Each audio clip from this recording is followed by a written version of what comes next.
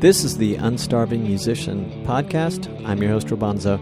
The podcast features conversations with me, indie music artists, and industry professionals, and it's all intended to help other indie music artists be better at marketing, business, the creative process, and all the other things that empower us to do more of what we love. Make music. Hello! Thank you for joining me for another episode. It is my honor to be in your earbuds or on your speakers today. I really appreciate you. So, I hope you're doing well. I think I found out that one of my friends lost most of his January to the COVID virus. I think I found that out this afternoon. I say I think because it was over a somewhat cryptic mention of COVID and January in an email exchange, but I'm going to clarify that. He wouldn't be the first of my friends to succumb to the virus. Fortunately, my close friends, my close circle, nobody has died from it, but anyway, hopefully that's true for you too. I want you all to be very careful. That's why I'm telling you this. Stay safe, stay well.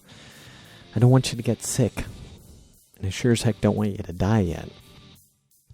My guest for this episode is Stephen Keen. He's a songwriter, musician in the Americana folk genre, I guess, is where I will genreify him. He grew up in Brooklyn, New York, and honed his skills in the Greenwich Village. Did I say that right? Greenwich, or is it Greenwich Village scene of the late 80s, early 90s alongside Beck and other noteworthies.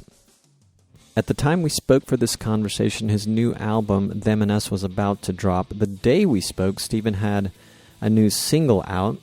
That single was called 'Cause I Can't Have You. That was released on the 16th of October last year, 2020. Since then, the full album, Them and Us, has been released. Stephen, he used to tour a lot, he told me, but in 2019 he decided to focus on writing and recording. And he has had the pleasure and good fortune of doing so with players who've worked with the likes of Lenny Kravitz, Bon Jovi, and Springsteen.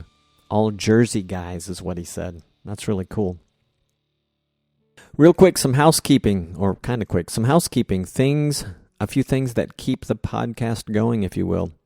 In the last episode, I mentioned that Bandzoogle has added integration for Printful, print-on-demand drop shipping services. So Bandzoogle, in case you haven't heard me rave about them before, they're that all-in-one web platform for musicians and bands. So now they made it, with this new integration, they made it easier for musicians to create and sell custom merchandise directly to fans on our websites, commission-free, using Bandzoogle. If this is intriguing, if you need to upgrade your website, if you need to put together your first website as an artist, musician, or band, go to bandzoogle.com, and guess what? You can get a 15% off your first year of any subscription deal with the promo code ROBONZO, ROBONZO. So please check that out.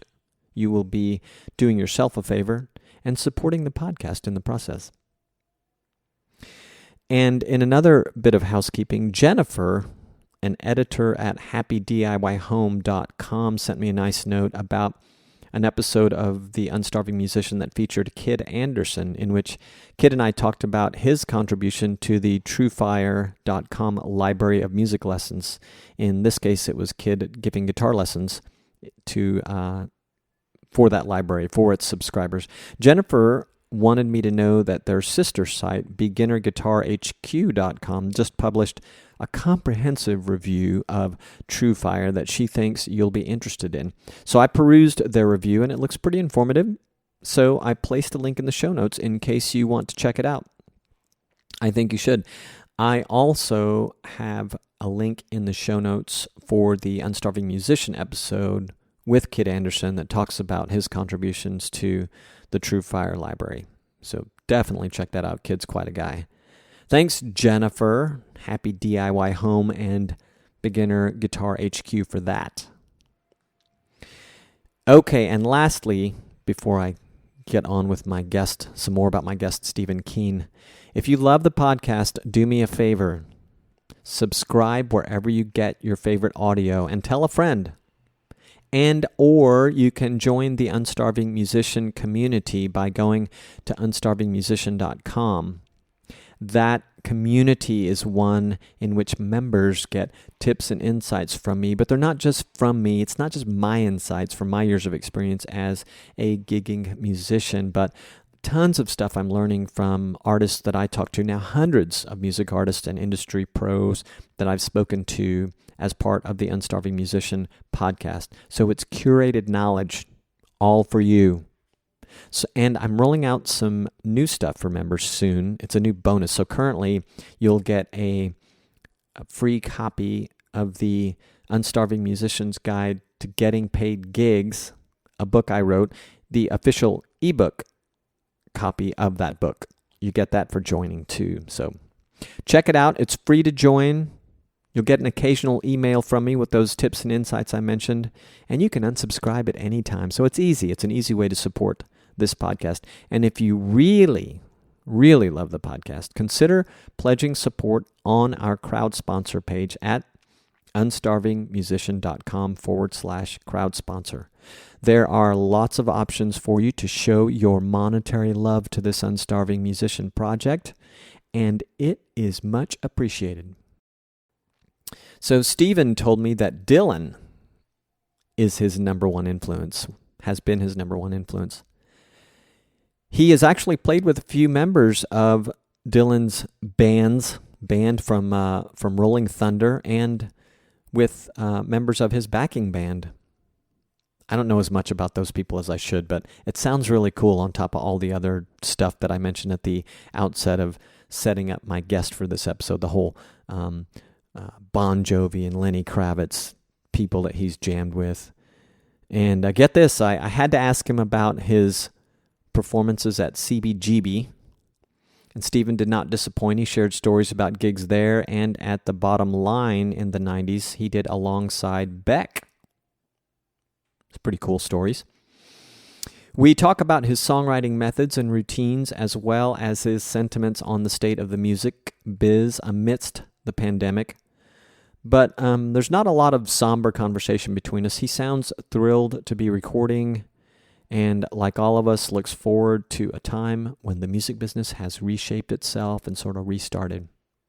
You can find all things Stephen King at Stephen King, not the author, Stephen Keen, at stephenkeen.com. It's STEVENKEENE.com. It'll be in the show notes, but in case you got your phone handy and you want to go find him right now. But you can go to the show notes for that. All right, please enjoy my conversation with Stephen Keen. You have an album that just dropped today. We do. We have a single that came out called "'Cause I Can't Have You." It just came out today on all the digital platforms. Next week, a week from today, will be the video that follows. Like a little lyric video that they put together. So. Cool. And so I might have had it backwards then. What about the album? Is it the full album out today as well, or not till later? Not till later. That comes out in November. The full album, 8 tracks. For the title of the album is called Them and Us. We did one single called Save Yourself a few months ago, and then another single, Them and Us, last month. And the third single is the one that comes out today, "'Cause I Can't Have You," with the full-length album coming out next month. Cool. All right. Well, it's funny. I read two different things, and I went with the first one, or at least what I thought I read first, which was the album was coming out today. But I did see it was coming out in November, and I'm like, maybe he's doing it early. I was all going to say, hey, man, congratulations, coming out ahead of schedule, but congratulations on the new single. Thank you very much. Yep, thanks. I think the CD comes out November 12th. And yeah, this single came out, this morning. It's funny how it drops 12 o'clock at night, and we're excited about it. I've been really fortunate to work with some great musicians in the studio out here in Jersey, in Long Branch, called Surefire Recording Studio. Some really great musicians, backup singers, and we're working actually on the next one for March or April. We've got 3 songs done already, so we're just now with COVID, we're just knocking them out and just trying to do a lot of writing and recording, since we can't play live gigs. Nice. Were you touring? So I noticed that you have toured a lot in the past and you've traveled around. And I did want to ask if you were touring much up until this occurred, because I couldn't tell just in the short time I was checking out all the things you had going on. Oh, thanks. No, I played a lot in the past. I would say in the last year before COVID, I've been mostly writing and recording. It's a new band that I started playing with, and really great musicians. They're some of them are work with Lenny Kravitz and Bon Jovi and Springsteen. A lot of New Jersey guys. So really, really great musicians, great ears. A lot of the songs when we produce them are collaborations. Everybody's input. So very, Nice. very chill and easy. Yeah, really good. That's nice. I had wondered when I was looking at some of your past uh, performing and recording, the body of your work, and your EPK, there were people mentioned as your contemporaries, and I didn't have this down as a question or anything, but when I was looking, I was like going to ask you, hey, did you actually rub elbows with any of these folks you were playing around like in I don't know if it was the late '90s or whatever, but anyway, it sounds like regardless, you are hanging out with some really cool folks now with some of those musicians you just mentioned. Have you worked with Shorefire Studio before? I took a break from recording and really playing out, and then I just started again last year in 2019. So I did one album there in 2019, really released 2020 in January, and we did another album which is releasing in November. So we're lucky we were able to put out two albums this year. So it was, I've just did the two albums at Shorefire. Great studio, really cool vibe. And easy to work there. The guy who owns it and runs it is Joe DeMaio. Great guy, great engineer, great player also, guitar player. Nice. Yeah. I saw his name, and I saw a lot of nice studio pictures that it looks like you've taken over the years. And speaking of breaks that you took, when I just kind of look at the discography right now and some of your things that you've been throwing out on social in recent months, it looks like you had a really long break from recording. Because I could see, I don't always see the whole picture unless I spend a lot of time, but it looked like you did some stuff in the 90s and then in 2000 and then now. Yeah, exactly. Yeah, I had a bit of a break. Sometimes life gets in the way. And but throughout those years, bits and pieces of writing and that kind of thing, but never really going back into the studio and recording or touring. I took quite a break, and just all of a sudden the inspiration hit again, and I just started working again. And sometimes life gets in the way. You know what I mean? Yeah. So what was the inspiration, or what was the motivation to start back up?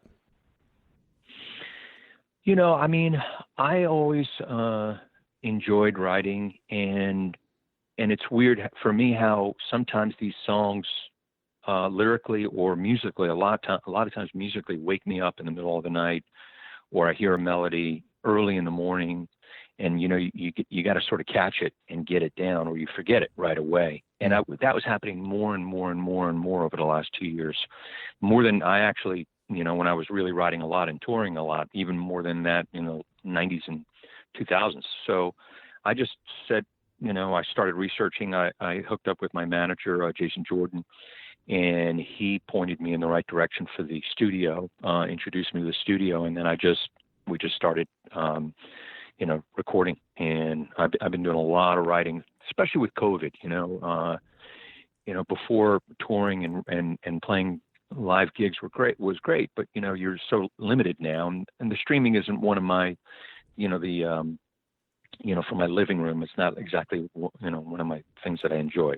I'd rather just write and perform live. So you got back into it pretty heavily, and we got a lot of stuff ahead of us to record for the next album. I've heard a lot of people say that about streaming, that it's just, for one reason or another, different reasons, it's just not their not their thing. So you're definitely not alone. I meant to ask this at the top of the conversation, but since you mentioned your manager, I had a couple of people here listed from the team, I would presume, and just wanted to ask you, how's it been working with Music City Media staff, Emma or Jess or whichever one of them or whomever you work with, and how long have you been with them? I been with them for this album, so it's several months, and it's working out really nice. We've gotten a lot of interviews and some good action, and they've done a nice job.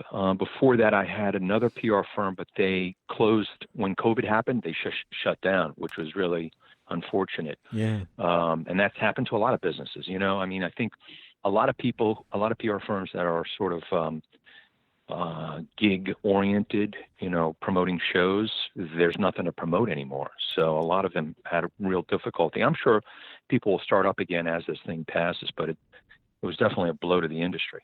Yeah, for sure. So I was listening to, because I can't have you, a short while before a call, and kind of browsing some of your other stuff. So a couple things.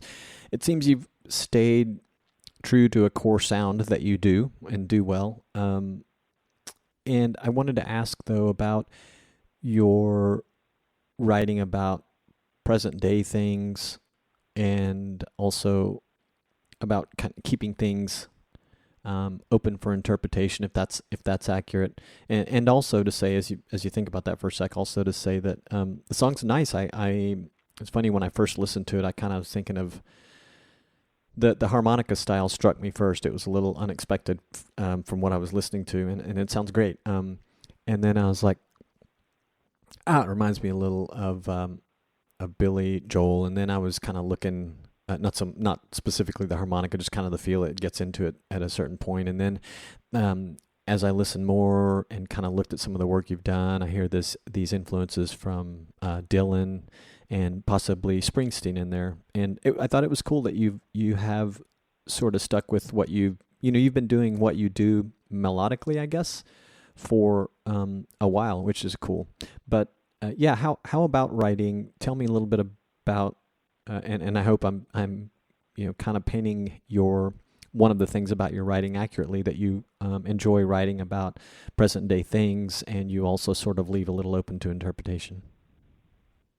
Yeah, I mean, that's totally true. I mean, I can't avoid my influences. I guess you can hear them. I mean, Dylan is my number one influence. I mean, when you have a mentor like that from an early age, and you adapt, I guess, certain kind of styles. I mean, he's in a different, world. The guys like Woody Guthrie, Bob Dylan, Leonard Cohen, Tom Waits. These are the type of songwriters that I've always followed and that I loved because of the richness of their words and the way they sing them as well. All of them. Leonard Cohen and Tom Waits and Dylan, really stylistic types of singers, the way they deliver the melody and the lyrics. But those were the kind of writers that always, influenced me in a big way, and namely Dylan. And I was lucky enough to play with a few of his band members and studio musicians, Howie Wyeth and Rob Stoner from Rolling Thunder. We did an album. My first album actually was with them, called Keen on Dylan. It was like half covers, half originals. And then I later played with his touring band, John Jackson, Tony Garnier, and Bucky Baxter. I was very lucky to play with the musicians that he was using, and it was actually quite fun just to get in there and do it. But those have been my influences, and it's totally affected my writing style. And a lot of the stuff that I write, especially recently, is particularly about what's happening in current times. And Them and Us was the last single that we dropped, and there was a video to it as well. And that was really about discrimination in America. And wonderful video, by the way. Really, yeah, thank you. That guy did a great job. That's String Theory. They're incredible. They got exactly what I was trying to write. They really did a great job of it. They pulled in a lot of stock photography and stuff, namely the fact that things have not changed. Civil rights, we're still going through the same conflicts, unfortunately. And this mindset of thinking, unfortunately, things have not changed enough. But it's funny, that tune I wrote specifically about, I wrote it way before the Floyd incident. Mm-hmm. And I wrote it like 2 months before the Floyd incident, because I always wanted to write a song about, really divisiveness in America, two sides of a fence, them and us, and everyone thinking about non-inclusion, really non-inclusion. It's them and us, whether it's Republicans, Democrats, religion, race, sexual preference. All of that is so embedded in our culture, where almost we look at the other person as a foreigner or somebody different than us, when we're really all obviously the same, Mm-hmm. And I wrote that, the first 6 verses of that song, and then the Floyd incident happened, and I felt kind of compelled to put in something that related to that in the last 2 verses, and then we just cut the song, and then String Theory did the video, which I thought came out good too. Yeah, it's on YouTube now and Vivo. Yeah, all the platforms. I saw it on YouTube, and I was like, wow, I didn't even have to see much of it to see it was striking. I saw the thumbnail, but just as soon as it starts and you see, these images passing by, I was like, wow, that's cool. Very nice. Heavy. How did you find yourself getting, playing with those great musicians that you mentioned from Dylan's band? How did you find yourself getting connected with those people? Well, I mean, the odd thing was that Rob Stoner was the bass player for a couple of albums. I think he was on Desire and Street Legal, and also his tour for like 2 or 3 years when he toured the Rolling Thunder Revue. And ironically, I lived in the Upper West Side of Manhattan, and ironically, I lived around the corner from the guy. And I think, because it's quite a while ago, I think I bumped into him in the street or in a club downtown, because he was playing out live too, doing his solo thing, and so was I. And I was just like, hey, you want to work on a new album? It was my first album. I was very young. And he's like, sure. And then I asked him, I said, do you think you can get Howie Wyeth? He goes, yeah, he's a friend of mine. He lives in the Village. And then I said, you think you can get Scarlett Rivera? Now, she was the violin player, and she lived in New Jersey, but she was out of town, so she couldn't do it.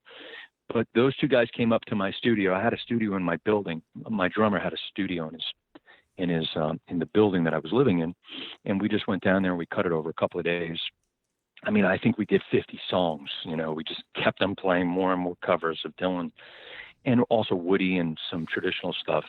And so that was just by bumping into the street really with him. And then in the 90s, later in the 90s, I met John Jackson. I think I met the guitar player for Dylan back then. And he says, yeah, I'll bring the whole band down. No problem. And so I was like, well, okay, let's record. So we did that over a couple of days. Really good guys, great players. Yeah, well, that's nice. That's nice. I meant to ask you, you've been doing more recording, you mentioned earlier. Are you set up at home, or do you still have a drummer nearby that's got a studio, or how are you doing most of it?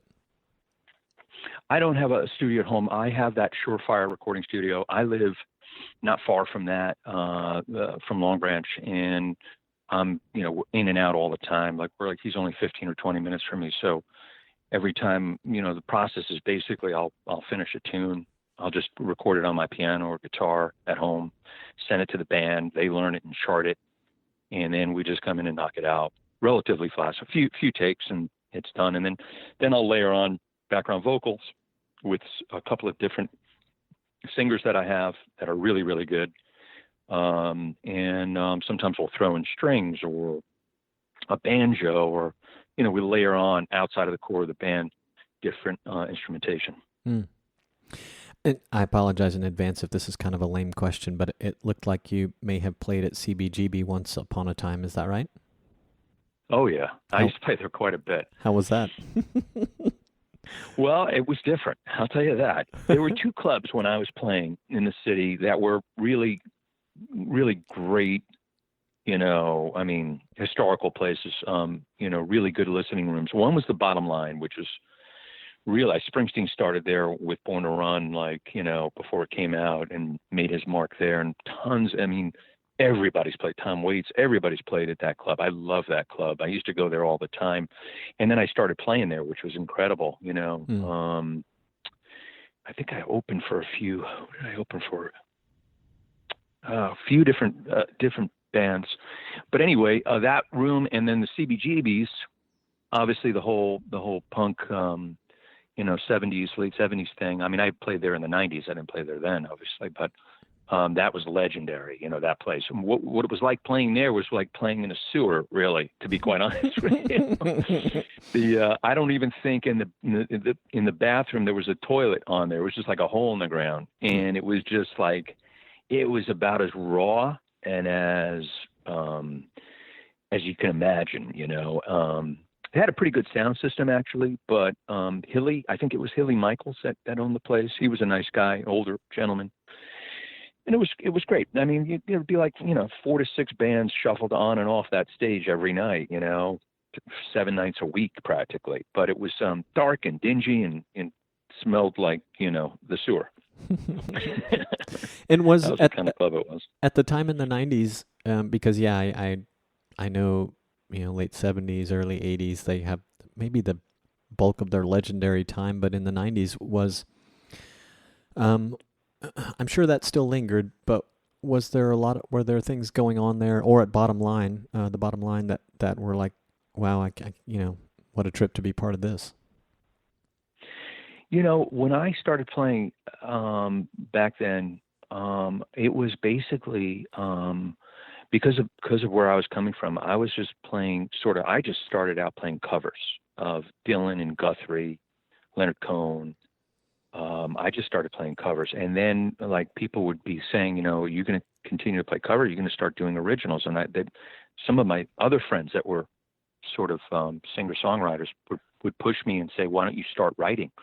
And then I slowly started writing. But back then you would play an open mic, and an open mic was, or a hootenanny they called it also, which is basically you take a number and you just wait online, and right. you out of a hat, and you get your number of where you're slotted for the night. And we had, throughout Manhattan, in New York City, there were tons of these places called Sun Mountain, Speakeasy. That was really where I played a lot, the Speakeasy, Chameleon, Nightingales. There were all these clubs where every night, there was one night a week that club had an open mic. So the same crowd would shuffle from club to club. Mondays we were here, Tuesdays we were there, Wednesdays we were there, and we would play these open mics. And that's sort of how you learned how to play and play live and, in front of an audience, whether there were 3 or 30 people there. And that's where I met Beck. Beck was part of that. When you say, what was it like back then? Beck was one of the singer-songwriters. He that we played together in the street in those clubs continually. And other people like they were already Suzanne Vega, Sean Colvin. They were already sort of made by the time I came in, as a newbie. But Beck and I were probably from the same generation core of starting out. And I just remember playing with him at all those clubs many times. Wow. That's funny. I saw that you did some performing in London, maybe a lot. But I was just kind of curious if you had any particular memories that still stand out. Some of the photos that I checked out on your socials look pretty cool, and just, kind of curious. And do you have intention to go back there someday and play? I would love to go back there. I mean, who knows what's going to be in the next 6 months to a year. I'm hoping we all get a vaccine in our arm relatively soon, but it doesn't look like it's going to happen until spring or summer. But I mean, I miss playing out live. I used to love just, playing with my band and playing in different countries was fun. Canada, I used to play a lot too. And we used to travel a lot, but things are so different now that I don't know what's going to come back. I actually miss going to shows and seeing shows just as much as I, miss playing out, because it's a huge part of my life. If you're into music and you like live music, I mean, I was seeing shows 3 nights a week. I would just check out different bands and still I would, go out and see the people that I love, like Dylan or tons of other bands, I mean, there's so many great bands out there. But it's hard, you almost go through withdrawal as a musician or as a lover of music when you can't see a live gig anymore, and being, in the city, places like the Beacon Theater, which is legendary, Irving Plaza. So many good venues in Manhattan to see great shows that, every night there was something happening somewhere, and that's all done with. It's kind of like, it's a weird Twilight Zone moment, It is. Well, smart to just go ahead and kick out all the creative stuff you've got going on in your mind at the moment, given the weird world we're in. What are your, on songwriting, what are your current kind of practices around it? Or the things, anything that helps you do what you do within songwriting, and have any of those things changed over the years? Well, I mean, I missed the first part. I kind of lost you there, maybe because it's pouring out here in the East Coast. Did you say? Can you repeat the first part? Yeah, of course. I was curious to know what kind of practices or maybe like routines you have that revolve around your songwriting, and has it evolved or changed from years past? Oh yeah, it's most. It's funny. I'm doing a lot of these interviews, and a lot of people, I guess, songwriters. And I know some songwriters. When I first started, there was another guy called David Massengill, really really good songwriter back in the day, more folky. And I remember him in particular, and a few others that would say to me that their writing skill was, almost like a job, where they would sit down and commit to 2 hours a day to write. And, from 9 to 11 in the morning, I write, or from 5 to 7 at night, I write. But that's never worked for me. For me, it's really a lot of it is marination and percolation. And what I mean by that is sometimes an idea of a song creeps into your brain, or for me, for example, and you sit with it. A lot of times my best writing is just sitting with it and letting it sort of organically grow in my brain and the direction that I'm going to go on a song. And I'll write it through sort of waves or bits and pieces, down and down, and then I'll just keep on chiseling it. I mean, it's like, it's like sculpting or painting, I guess. You just got to, for me, I come back to it. There's no set agenda. It just happens, and, constantly revising it and playing it, so that the words and the melodies are sort of fitting, the way I interpreted it. So a lot of it is just, percolation, marination, it's letting it sit for a while. Fermentation. There's a lot of that. Yeah, but it's refreshing. The thing also is, the thing is, what usually happens for me is it's weird how these melodies come. The melody will come not from just sitting down or playing, just because I hear it. And this is really weird for me, but it's true. And in the middle of the night, a lot of times a melody will come, and in my dream, I'm hearing it on the radio, or I'm hearing somebody else sing it. And I imagine that song is somebody else's song. And then I wake up and realize that's nobody's song. That's your song. And then I go down to the piano like 4 o'clock in the morning, 6 o'clock in the morning, 3 o'clock in the morning, and I record it, the melody that popped into my head. It's so weird how this happens. And it sounds like bizarro, but it is.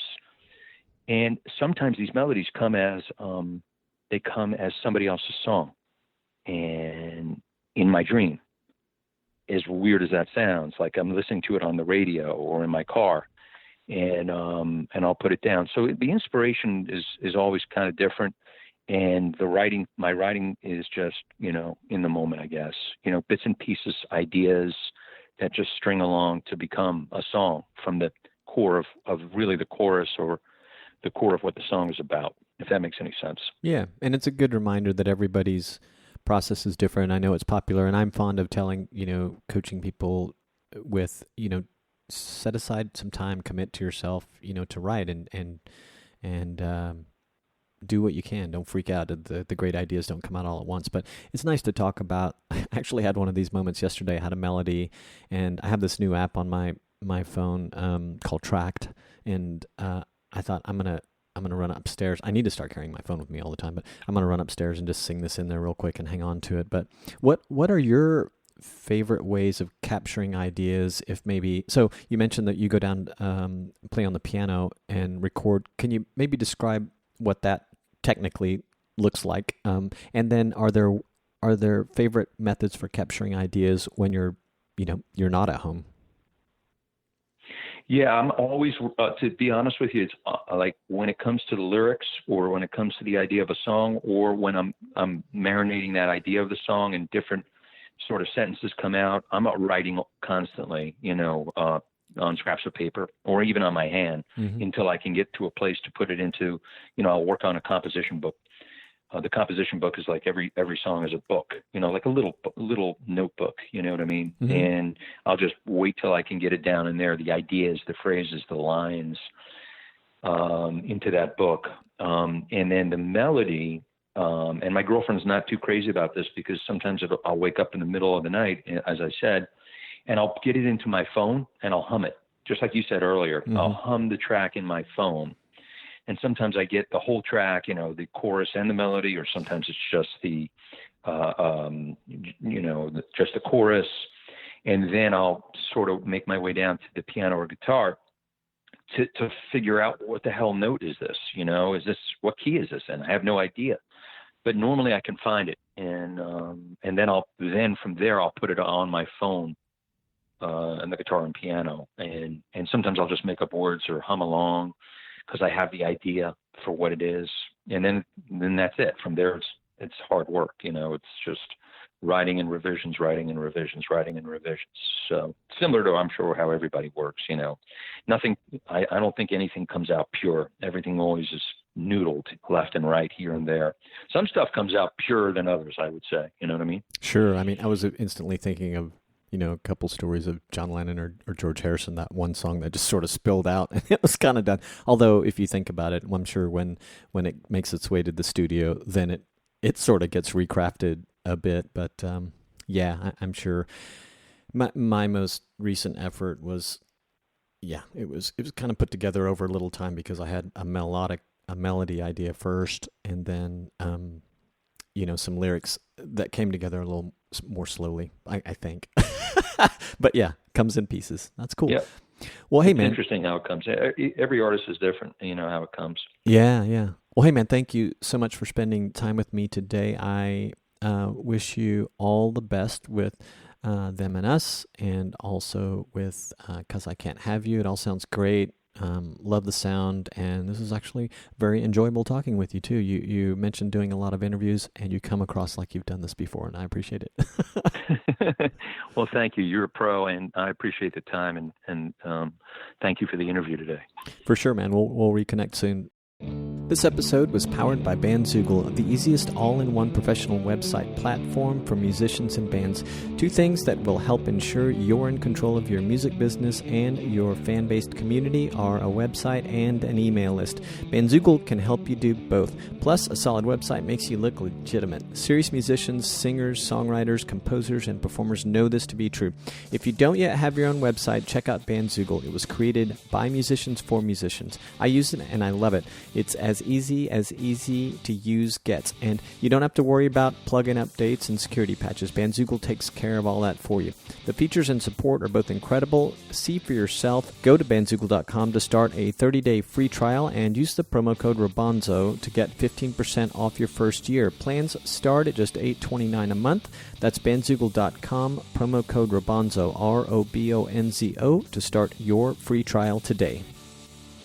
This episode was powered by ConvertKit. I have been a ConvertKit user since early 2016, and I really love it for the email marketing aspects of what I do. It's more than just an email marketing company, though. They are focused on landing pages, too, giving beginner creators everything they need to start building their email lists.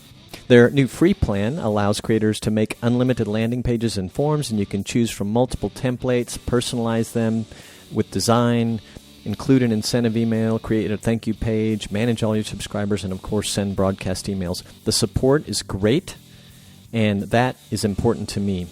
To learn how ConvertKit can help you connect with your audience so that you can make a living doing work you love, go to unstarvingmusician.com/convert or the show notes for this episode. Did you know you can help other independent artists find this podcast by subscribing on Apple Podcast or wherever you are listening to your podcast these days? It really does help, so I hope you will consider it. The Unstarving Musician podcast is made possible through the support and generosity of listeners like you. One of the easiest ways to support the podcast, if you're a musician, is to join the Unstarving Musician community, which you can do at, you guessed it, unstarvingmusician.com. In joining the community, you get tips and insights you can use in your music journey that comes not only from me and my years of experience, but also from the hundreds of other musicians that I speak to as part of the Unstarving Musician project and podcast. Plus, you'll get a free copy of my Unstarving Musician's Guide to Getting Paid Gigs ebook, the official version, and that's all for free just for being part of the community. You can learn about other ways of offering support by visiting the Unstarving Musician crowd sponsor page at unstarvingmusician.com/crowd sponsor.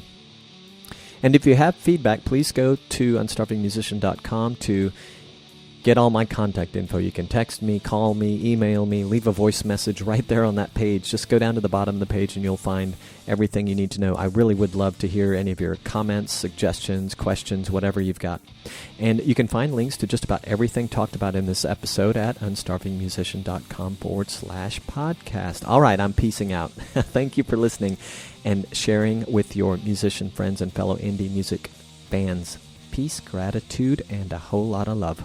Hey folks, please check out my new single, On Top of the World, at robonzo.com. From there you can stream it on your favorite platform of choice. You can download it for free. You can buy it. Most of all, you can hear it again. That's robonzo.com, and the song is called On Top of the World. That was my Mark Maron impersonation. How'd I do? Love you long time. Ciao.